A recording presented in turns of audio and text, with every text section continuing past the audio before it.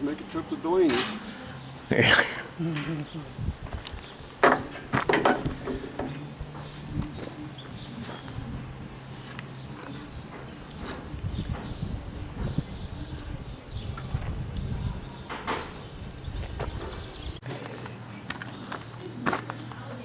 It's bright out here to see them. We'll get better pictures in the shop.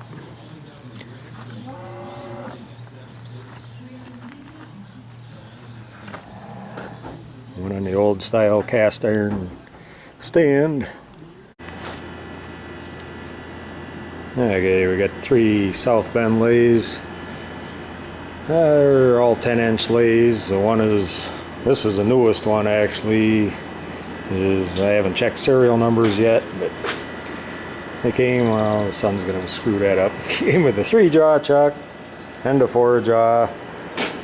Plus they've got the rings for lathe jogs or cam lock.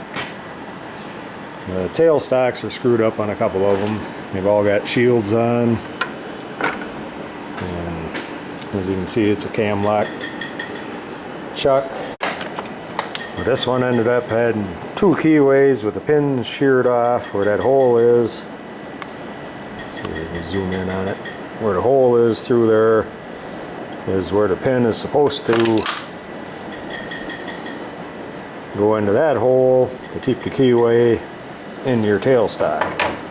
Well, they had 2 keyways in this one so that they filled the thing up with keys basically.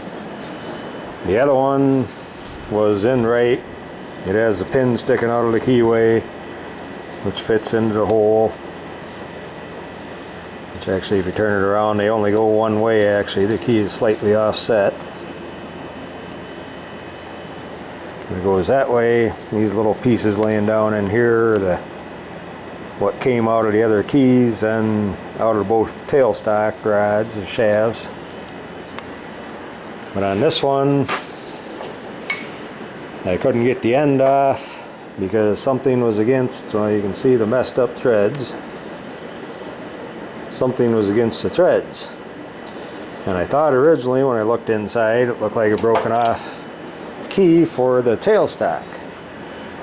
But what I actually, of course I laid it over here on the table, found in there in place of the key stock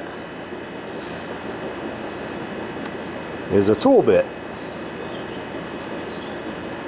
So one of the idiots that was running it lost the key when they had and must have ran it out, or I don't know just what they did and how they lost the key. Or they put the 2 in the other one once the pin sheared, and the pin was already sheared in this one, so it didn't work right. But somebody stuck a 1/4-inch tool bit inside the tailstock for a keyway.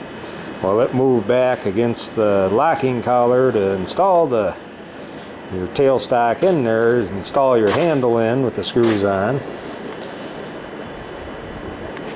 And they had it setting in here as a keyway. But it moved all the way to the tail end and was against the handle. And what I've got going on today is we picked up 3 South Bend Lathes, 10-inch lathes.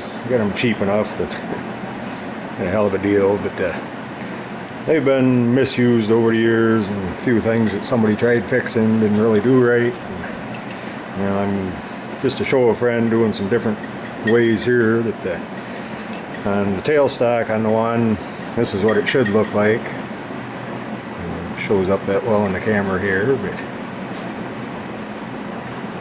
it's got a little slot for a key that is actually a round key instead of a square key on these older ones. And then the threads for holding the nut holding the hand wheel on. Well, the other one was broke off and they did a lousy repair. So what I'm going to do to show him a different trick is I just turned it down a ways, and then I'm going to make a piece to press on there, put a small pin through it just to make sure it stays put, instead of even welding. Normally I would have probably brazed it up or welded a new piece on, built it up a little bit, and machined it down. So what I've got in the chuck now is a piece that I'm going to just bore out to make it fit what I've turned the shaft down to. Half the time here I'll probably be in the way, but we'll see what happens.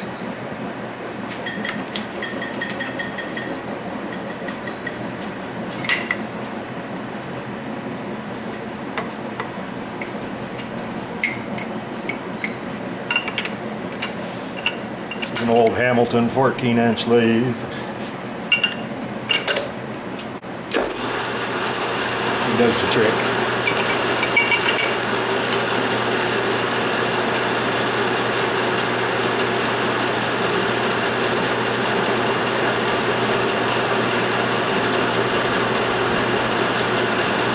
Just using a center drill to get my starter hole. I actually got to drill it out to the size L. A letter bit should match what I bored it down to. Just coincidence that it happened to be that size. I just turned the other piece down. Let's see what we have. This stuff is fairly soft. Go with a 1/4 inch bit. Pilot.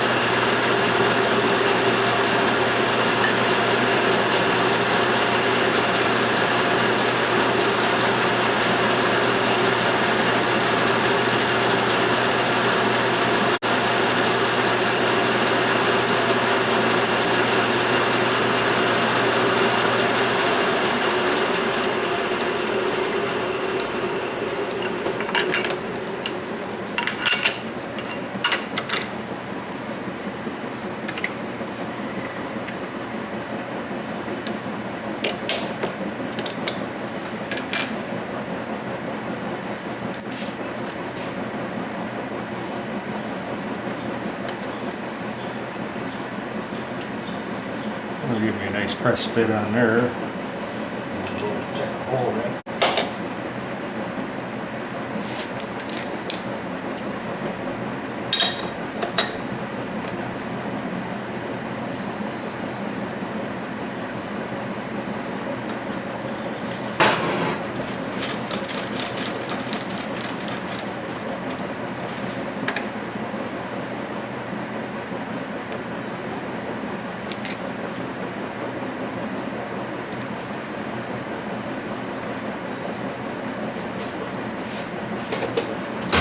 Is going to get turned down after it's pressed onto the other shaft. True that back up. This isn't too critical.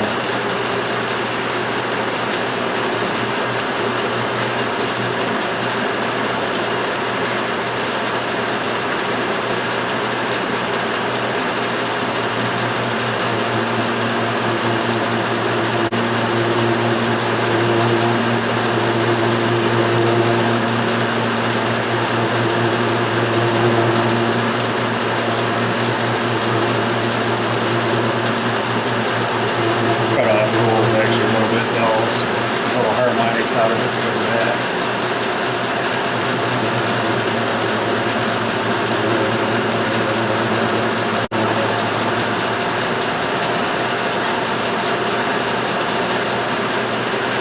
There we go.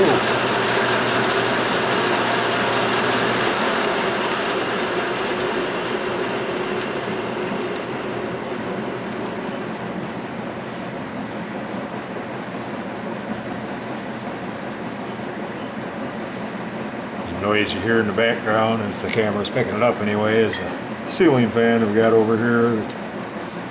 It's up to about 85, 90 degrees out, and the dew point's probably 70%, so it's pretty warm today. As I say, that'll be my press fit. Then once it's on there, we'll machine the OD down, do our relief for cutting threads, cut the threads in it, cut her off for length first. Then we just gotta mill the rounded slot for the round key, and we're back to original. At least when you look at it, it'll look like original. Okay, put it in the press, pressed it on, and actually ended up the pins I had were, well, I didn't have any of the stainless one. This is actually a hardened one, so I'm gonna have to see how it's gonna turn and get her in here, get the dial indicator on it, get her set up first, and we'll go from there. It shouldn't affect me enough to matter.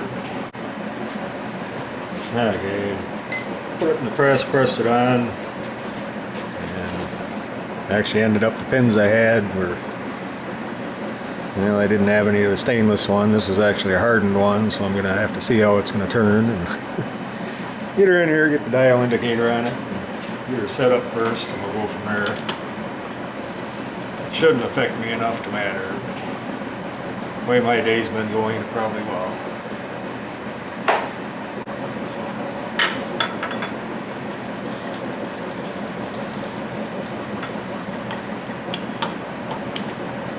We're actually clamping on the Acme threads.